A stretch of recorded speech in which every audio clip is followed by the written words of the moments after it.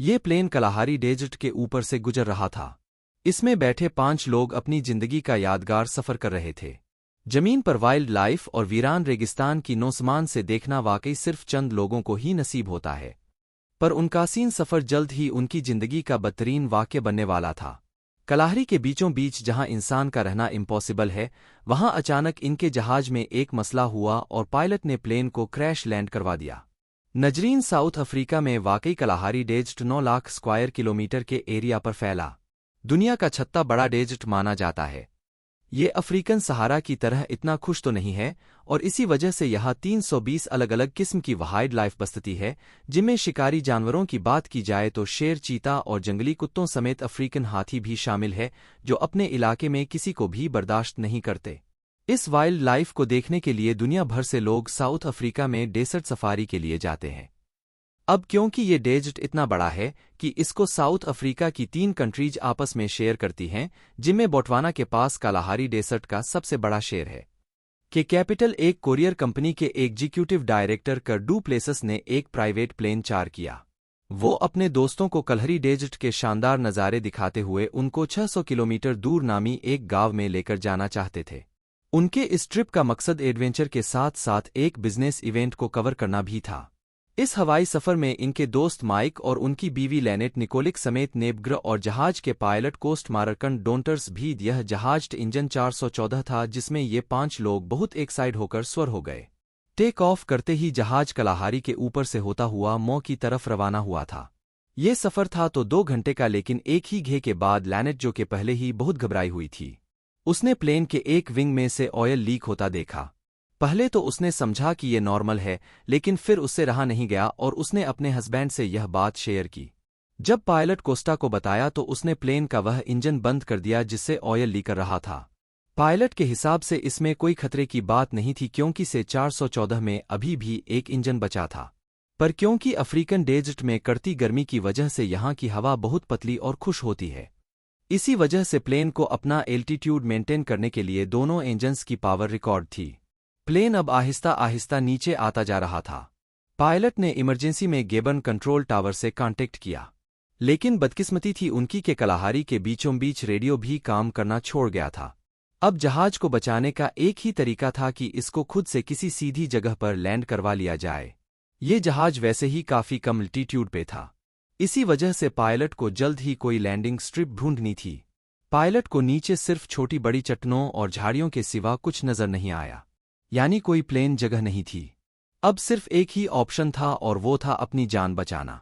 Pilot ने सबको bridge position में आने को कहा और जहाज को झाड़ियों के बीच में ही क्रैश लैंड करवा दिया। क्रैश लैंड होने से पहले अंदर बैठे पैसेंजर्स को सिर्फ इतना याद था कि जमीन से बहुत करीब पहुंचने पर उनको कई जानवरों के झुंड भागते हुए दिखाई दिए। चंद मिनटों में जब सबको होश आया तो चारों तरफ सिर्फ धुआं और आग थी। लैनेट का हाथ जल चुका था और ग्रोयुरेक की शायद लंग्स डैमेज हो गई थी, क्योंकि उसको सांस नहीं रहा था। फिर सबने मिलकर को प्लेन से बाहर निकाला और दरख्त के सहारे खड़ा कर दिया। इन दोनों के अलावा बाकी तीनों को कोई सीरियस चोटें नहीं लगी थी। अभी उन्होंने खुद को संभाला ही था कि प्लेन से लीक होने वाले फ्यूल ने आग पकड़ ली और पूरा प्लेन एक जोरदार धमाके से फट पड़ा। आपको यह बताते चलें कि हर प्लेन में एक इमरजेंसी ट्रांसपोंडर होता है, जो रेडियो खराब होने की सूरत में प्लेन की लोकेशन कंट्रोल टावर को भेजता है। जब पायलट ने यह एतराफ़ किया कि से 414 में इमरजेंसी ट्रांसपोंडर नहीं है, तो सबके पैरों तले जैसे जमीन ही निकल गई। यानी इसका मतलब था कि इतने बड़े डेसर्ट में उनकी लोकेशन अब किसी को भी मालूम नहीं है।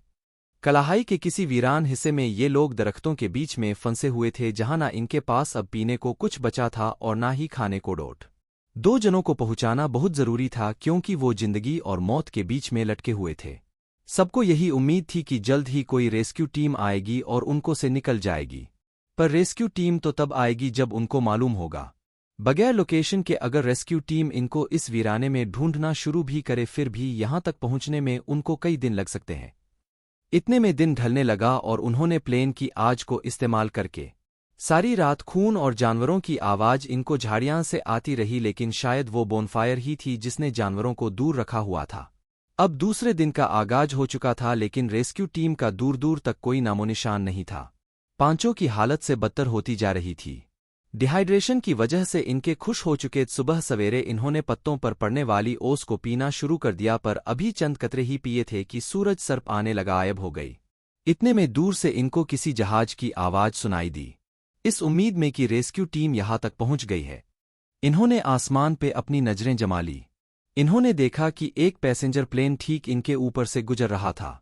इन्होंने धुआं छोड़ा, आवाजें दी, लेकिन सब बेकार था क्योंकि इतनी ऊंचाई से इनको नोटिस करना करीब नामुमकिन था। अब उनको यहीं अपनी मौत दिखाई दे रही थी। यहां पड़े पड़े या तो ये भूख प्यास से मर जाएंगे, और अगर बाहर निकले तो शायद ये जानवरों की भूख का शिकार हो जाए। आखिरकार एग्जीक्यूटिव डायरेक्टर ओरल ने इस खतरनाक डेजर्ट में मदद ढूंढने का फैसला किया। ये फैसला था तो बहुत खतरनाक, लेकिन इसके सिवा और कोई ऑप्शन भी नहीं बचा था। वो लोग मदद की तलाश में जख्मी साथियों को पीछे छोड़कर रवाना हो गए। दूसरा दिन भी खत्म होने वाला था। क्रॉस साइड पे लैनेट और की हालत अब मस्जिद बिगड़ती जा रही थी। पूरा दिन आग बरसाने वाली गर्मी ने इनको डिहाइड्रेट कर दिया था।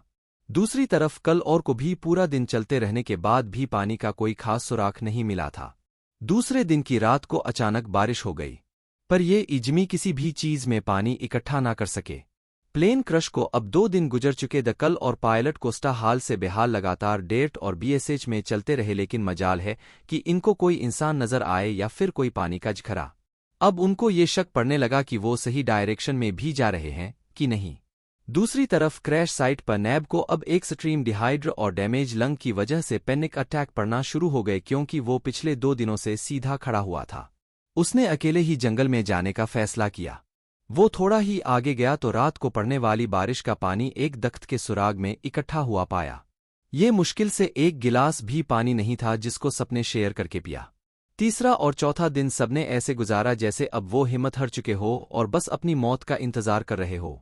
पर कीड़े पड़ चुके थे तो दूसरी तरफ काल और पायलट कोस्ट थे कि पिछले 4 दिनों से लगातार चल ही रहे थे। ये भी एक चमत्कार था कि अफ्रीकन हशिस में बिना एक्सपीरिक के वो अभी तक किसी जंगली जानवर का शिकार नहीं हुए थे। कल और को दूर से एक है की छत दिखाई दी। पहले तो उनको लगा कि शायद ये उनका वहम है, क्योंकि रास्ते में कई बार पहले ऐसे ख्याल उनको आ चुके। वो वाकई एक है था जिसके अंदर एक लड़की बैठी हुई थी। यह देख जान में जान आई। उन्होंने वहां सबसे पहले अपनी प्यास बुझाई और रेडियो करके अपने कंट्रोल टावर को सारा मारा। सोए टीम पहले से ही उनको कलाहारी में तलाश कर रही थी, लेकिन सही लोकेशन मालूम न होने की वजह से वो डेजर्ट के दूसरे हिस्सों में उनको ढूंढ रहे थे।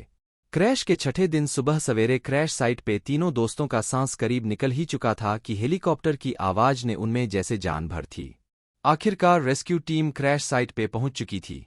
इस प्लेन क्रैश में बचने वालों का कहना है कि मौत से सिर्फ सेकंड पहले रेस्क्यू टीम का वहां पहुंचना किसी चमत्कार से कम हरगिज नहीं है। कल और पायलट कोस्टा का अपने दोस्तों को छोड़कर मदद के लिए निकलना वाकई एक अच्छा फैसला साबित हुआ। इस हादसे में शामिल सारे ही लोग बच गए, लेकिन 2 सालों के बाद पायलट एक और प्लेन क्रैश में अपनी जान खो बैठा।